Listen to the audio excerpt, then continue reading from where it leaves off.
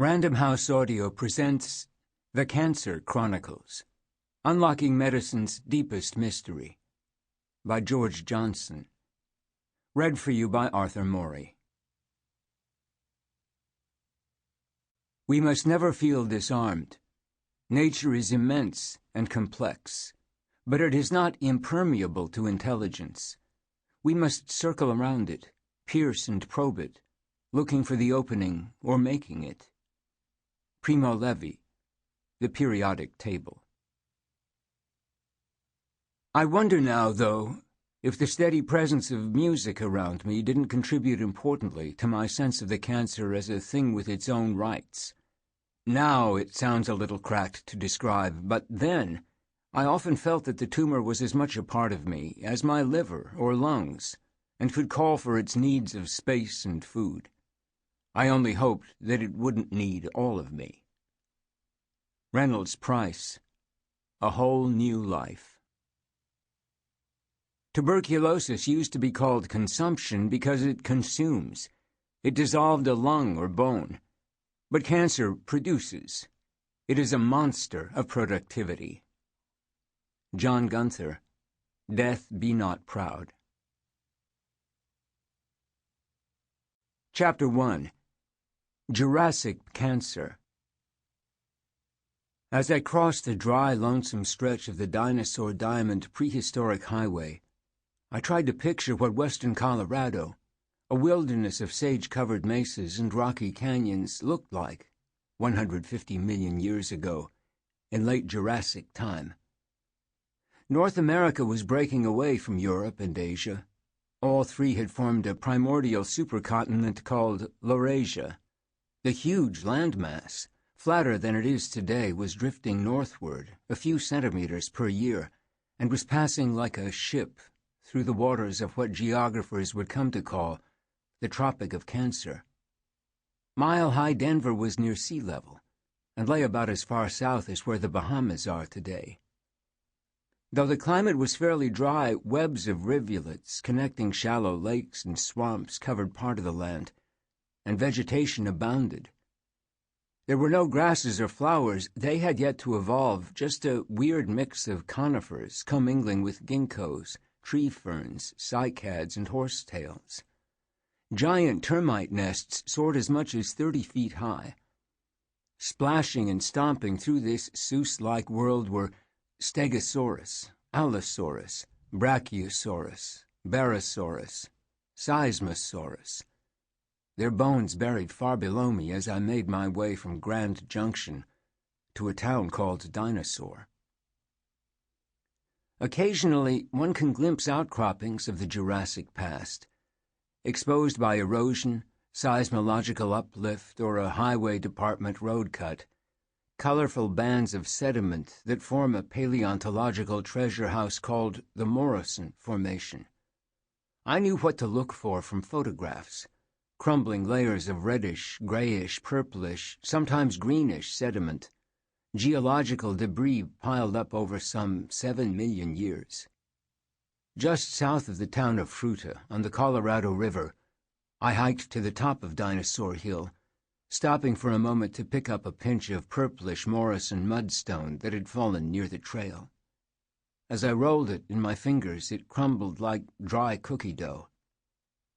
On the far side of the hill, I came to a shaft where, in 1901, a paleontologist named Elmer Riggs extracted 6 tons of bones that had belonged to an Apatosaurus, the proper name for what most of us call a Brontosaurus. Alive and fully hydrated, the 70-foot-long reptile would have weighed 30 tons.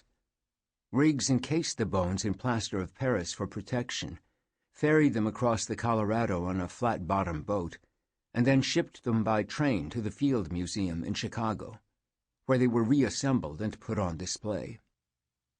After making my way north to Dinosaur, population 339, where Brontosaurus Boulevard intersects Stegosaurus Freeway, I stood at an overlook and watched Morrison stripes in a canyon reddening with the setting sun.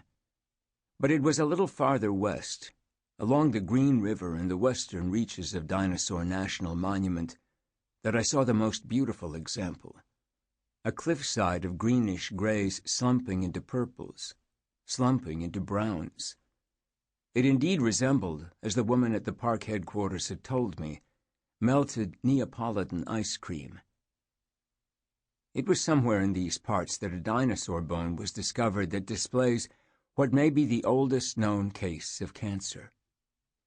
After the dinosaur died, whether from the tumor or something else, its organs were eaten by predators or rapidly decomposed, but the skeleton, at least a piece of it, gradually became buried by wind-blown dirt and sand. Later on, an expanding lake or a meandering stream flowed over the debris, and the stage was set for fossilization. Molecule by molecule, minerals in the bones were slowly replaced by minerals dissolved from the water. Tiny cavities were filled and petrified. Several epochs later, dinosaurs were long extinct, their world overlaid by lakes and deserts and oceans. But this fossilized bone, encased in sedimentary rock, was preserved and carried through time. That hardly ever happened. Most bones disintegrated before they could become fossilized. And of the fraction that survived long enough to petrify, all but a few remain buried. The specimen, now labeled CM 72656 and housed at the Carnegie Museum of Natural History in Pittsburgh, was a survivor. Unearthed by a rushing river or exposed by tectonic forces, somehow it was delivered to the surface of our world where, 150 million years after the animal died, it was discovered by some forgotten rockhound. A cross-section was cut with a rock saw, polished, and after passing through who knows how many human hands, the fossil found its way to a Colorado rock shop, where it caught the eye of a doctor who thought he knew a case of bone cancer when he saw one. His name was Raymond G. Bunge, a professor of urology at the University of Iowa College of Medicine. In the early 1990s, he telephoned the school's geology department to ask if someone could come evaluate a few prized specimens in his collection. The call made its way through the switchboard to Brian Witzke, who on a cold autumn day bicycled to the doctor's house and was presented with an attractive chunk, 5 inches thick, of mineralized dinosaur bone. Viewed head-on, the fossil measured 6.5 by 9.5 inches. Lodged inside its core was an intrusion, now crystallized, that had grown so large it had encroached into the outer bone. Bunge suspected osteosarcoma. He had seen the damage the cancer can do to human skeletons, particularly those of children. Oval in shape, and the size of a slightly squashed softball, the tumor had been converted over the millennia into agate.